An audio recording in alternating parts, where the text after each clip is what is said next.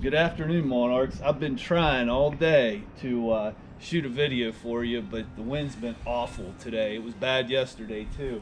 What I want to talk to you about today is crown molding. And what crown molding is, it's a molding that goes against the ceiling in a house, and it's one of the nicest things to transform a room. If you plan on doing this for yourself in your house, it's very intimidating to most homeowners because it's very tricky to install. But I'm going to show you some things today that can help you be a little more successful with it. One of the first things I want to talk to you about is the room itself.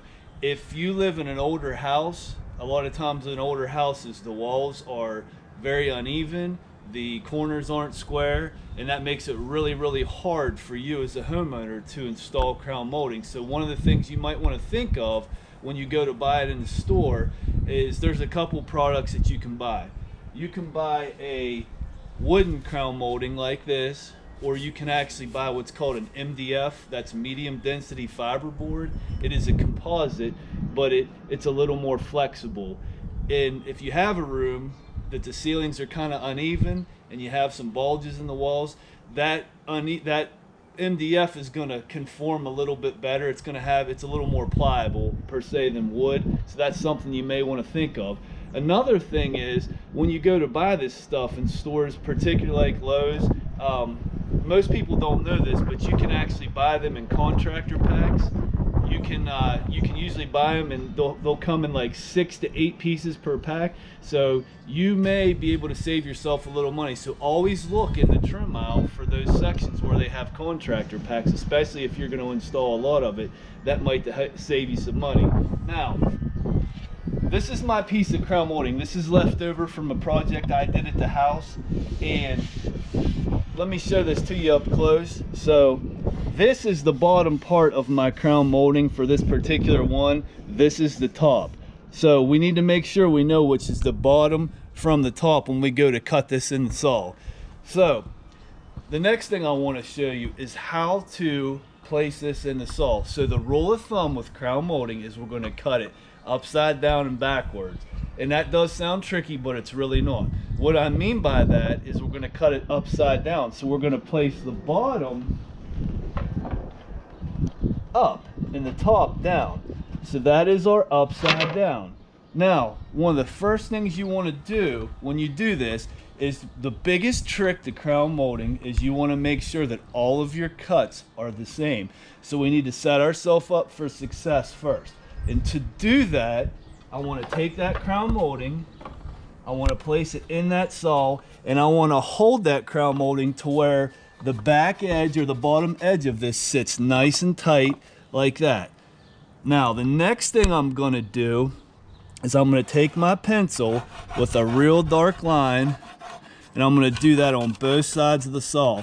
You can even do that on the plate. Do the top too. What that's going to do for me is that's going to, every time I cut a piece, I'm going to match it up to those lines, and that's going to help me to be more successful when I install this stuff. Now, what you probably don't want to do, a lot of people will try to hold it how it goes in the saw like this and try to cut it so they don't have to think as much.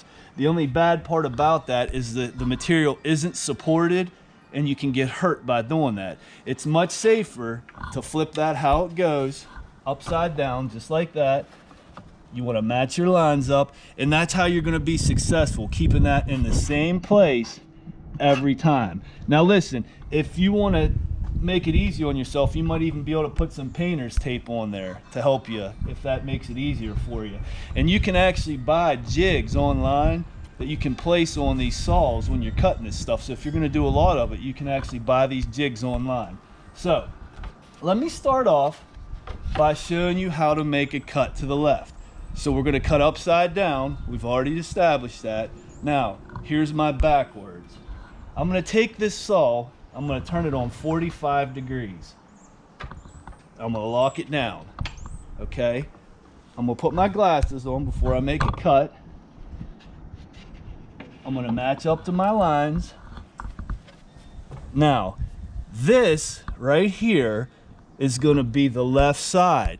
This is where the backwards comes in. Upside down is here, and here's the backwards. So this is actually going to be on my left side wall. So this would be a left side cut.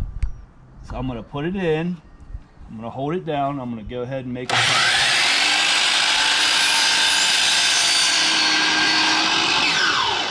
Make sure we're always holding that saw down until it completely soft. Now, this is my left side. So when I hold it up, there's my left side right there. Okay, that is a left cut. Now, if I want to make a right cut, it's simple. I take it over, I place it opposite way, match my lines up, 45 the other way. I'm gonna back it up. I'm gonna get on my lines.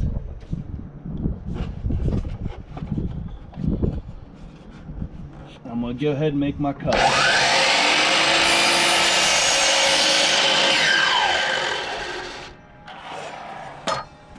And that is a right side cut. So we got a left side cut and a right side cut. Now the beauty of this is, guess what? If we want to cope that, like I talked about the other day in the video, this is what you cope right here. You take this part out, and that is your cope cut if you decide to do it that way. But if we're painting it white, a lot of times if you just miter it, and then you can caulk those seams, it works really well. Now if you're doing crown molding, I highly recommend getting that caulking like I talked about on one of the first videos.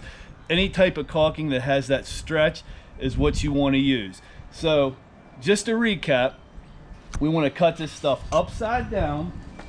One more time. Bottom goes in, and if I want to make a left cut for the left side, it's actually going to be backwards. It's over on the right side, but that's going to be my left cut. You always want to think about it, how it's going to flip up and go. So when I make that cut, this would be my left side. When I flip it up, it goes to the left. And if I want to make a right side cut, it flips over to the right. And that's it. That's basically about everything I can teach you as far as how to do crown molding, how to cut crown molding, and how to be successful with it. Just take your time with it, don't get frustrated, and if you have any problems, just buy a couple extra pieces. That way if you do make a mistake, you can do it again, Monarchs. Hope you're having a good afternoon. I'll see you tomorrow.